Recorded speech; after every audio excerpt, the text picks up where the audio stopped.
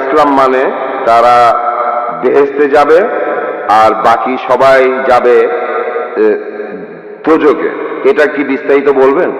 ধন্যবাদ। ভাই, আপনি প্রশ্ন করলেন যারা ইসলাম মানে তারা বেহেশতে যাবে আর যারা ইসলাম মানে না তারা দোজখে যাবে, তার মানে কি মুসলমানরা সবাই বেহেশতে যাবে আর অমুসলিমরা দোজখে যাবে? ভাই, কি করলে বেহেশতে যাবেন সেই কথাটা রয়েছে সূরা আসরে 1 নম্বর আয়াত থেকে 3 নম্বর আয়াতে বলা হয়েছে, ইন্নাল ইনসানা লাফি খুসর ইল্লাল্লাযিনা আমানু ওয়া আমিলুস সলিহাতি ওয়া তাওয়াসাউ বিল হাক্কি ওয়া তাওয়াসাউ বিস সাবর।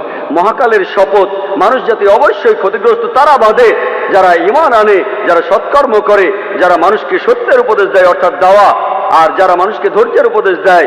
কোন মানুষ বেহেশতে যেতে চাইলে তার 4টা জিনিস লাগবে: ঈমান, বিশ্বাস, ইসলামের স্তম্ভগুলির মধ্যে একটা সৎ পথে কাজ, মানুষকে সত্যের উপদেশ দেয়া আর মানুষকে ধৈর্যের উপদেশ দেয়া। এই 4টা জিনিসের একটাও বাদ গেলে স্বাভাবিক পরিস্থিতিতে আপনি বেহেশতে যেতে পারবেন না। শুধু আপনার নাম আব্দুল্লাহ, মুহাম্মদ, সুলতান বা জাকির হলে আপনি বেহেশতে যেতে পারবেন না। শুধু মুখে মুসলিম দাবি করলে বেহেশতে যাবেন না। আমি আমার লেকচারেও বলেছি, পবিত্র কোরআনে সূরা আনকাবুতের 2 নম্বর আয়াতে উল্লেখ করা আছে, আমি ঈমান এনেছি কথা বললেই, আমি মুমিনের কথা বললেই তোমরা কি মনে করো তোমরা বেহেশতে যেতে পারবে? আল্লাহ তোমাদের অবশ্যই পরীক্ষা করবেন।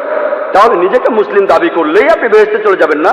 যে লোকটা ইসলাম ধর্ম পালন করে, ইসলাম শব্দটা এসেছে আরবি শব্দ সালাম থেকে, যার অর্থ শান্তি। এর আরেকটা অর্থ ঈশ্বরের কাছে নিজের ইচ্ছাকে সমর্পণ করে দেয়া। যে লোক আল্লাহর কাছে নিজের ইচ্ছাকে সমর্পণ করে দেয় সেই হলো মুসলিম। তাহলে যে লোক ঈশ্বরের কাছে নিজের ইচ্ছাকে সমর্পণ করে, তার নাম যাই হোক না কেন, সে বেহেশতে যাবে। তাহলে বেহেশতে যেতে হলে ঈমান থাকতে হবে। সবগুলো স্তম্ভের কথাই বলেছি। একজন সৃষ্টিকর্তা আছেন, নবী রাসূল আছেন, তারপর পরকাল আছে, কিতাব আছে ইত্যাদি। ভালো সব কাজ করা আর মহান স্রষ্টার কাছে নিজের ইচ্ছাকে সমর্পণ করা। আপনি যদি স্রষ্টার কাছে নিজের ইচ্ছাকে সমর্পণ করেন, আরবিতে সেটাকেই বলা হয় ইসলাম ধর্ম।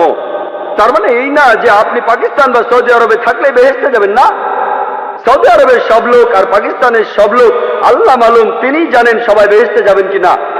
তাহলে সেই লোকগুলোই বেহেশতে যাবেন যারা আল্লাহ তাআলার নির্দেশগুলো মেনে চলে, যে আল্লাহ তাআলার নির্দেশগুলো মেনে চলে। আর আমি আমার লেকচারে বলেছি, যদি আপনারা ঈশ্বরের এই নির্দেশগুলো মেনে চলেন, শুধুমাত্র নাম দিয়ে নিজেদেরকে মুসলিম বা মোহাম্মদ বা আব্দুল্লাহ বলে আপনারা বেহেশতে যেতে পারবেন না।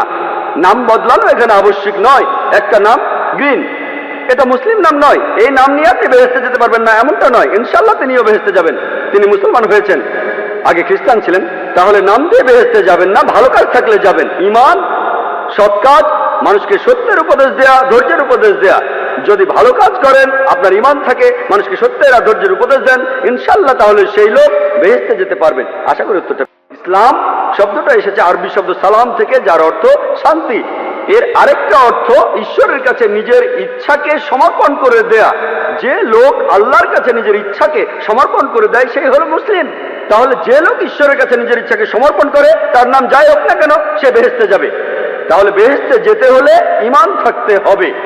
সবগুলো স্তম্ভের কথাই বলেছি। একজন সৃষ্টিকর্তা আছেন, নবী রাসূল আছেন, তারপর পরকাল আছে, কিতাব আছে ইত্যাদি। ভালো সব কাজ করা আর মহান স্রষ্টার কাছে নিজের ইচ্ছাকে সমর্পণ করা। আপনি যদি স্রষ্টার কাছে নিজের ইচ্ছাকে সমর্পণ করেন, আরবিতে সেটাকেই বলা হয় ইসলাম ধর্ম। তার মানে এই না যে আপনি পাকিস্তান বা সৌদি আরবে থাকলে বেহেশতে যাবেন না। সৌদি আরবের সব লোক আর পাকিস্তানের সব লোক আল্লাহ মালুম, তিনি জানেন সবাই বেহেশতে যাবেন কিনা।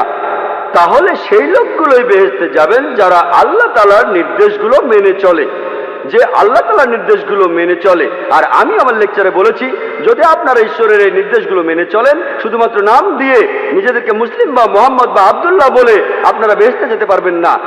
নাম বদলানো এখানে আবশ্যক নয়।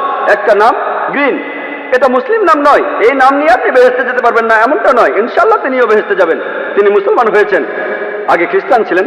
তাহলে নাম দিয়ে বেহেশতে যাবেন না, ভালো কাজ থাকলে যাবেন। ঈমান, সৎ কাজ, মানুষকে সত্যের উপদেশ দেয়া, ধৈর্যের উপদেশ দেয়া। যদি ভালো কাজ করেন, আপনার ঈমান থাকে, মানুষকে সত্যের আর ধৈর্যের উপদেশ দেন, ইনশাআল্লাহ তাহলে সেই লোক বেহেশতে যেতে পারবেন। আশা করি উত্তরটা পেয়েছেন।